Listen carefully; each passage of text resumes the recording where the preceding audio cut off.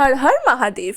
আজ মহাশিবরাত্রি, আর প্রতি বছরের মতো এবছরও আমি মহাশিবরাত্রি করেছি। তোমরা কারা কারা শিবরাত্রি করেছো সেটা কিন্তু কমেন্টে জানিও। তো প্রথমে শিব ঠাকুরকে স্নান করানোর জন্য দুধ, দই, চিনি, গঙ্গা জল, গাঁজা, সিদ্ধি সবকিছু একসাথে বানিয়ে নিয়ে ঘরের শিবকে স্নান করালাম। ফুল, বেলপাতা, ফল দিয়ে ঘরের পুজো সেরে তারপর চলে গেলাম বাড়ির সামনের মন্দিরে।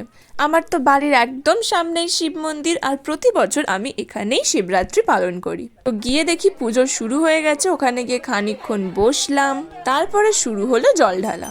এক এক করে সবাই জল ঢালা সেরে নিচ্ছিল, এদিকে আমিও জল ঢেলে নিলাম, তারপরে দিদি মাও জল ঢেলে নিল। আমার তো আজ সকাল থেকেই নির্জলা উপোস ছিল। জল ঢেলে অঞ্জলি দিয়ে ব্রত কথা শুনে পুজো শেষ করে চরণামৃত খেয়ে উপোস ভেঙেছি। তারপর এদিকে বামন বসাই দিচ্ছিল হরিণ নোট, তারপর নুটের বাতাসা খেয়ে ঠাকুরের প্রসাদ খেয়ে উপোস ভঙ্গ করলাম। আর হ্যাঁ, তারপর এদিকে হোম হচ্ছিল, তো বসে বসে হোম দেখছিলাম। একদম পুজো শেষ হয়ে যাবার পরই বাড়ি যাই। এত ভালো লাগে সে কি বলবো তোমাদেরকে। এখানে তো 4 প্রহরের জল একবারই ঢালা হয়ে যায়, তাই রাত জাগার ব্যাপারটা নেই, বাট যতক্ষণ থাকতে পারি ততক্ষণই ভালো লাগে। তো আজ এতটাই।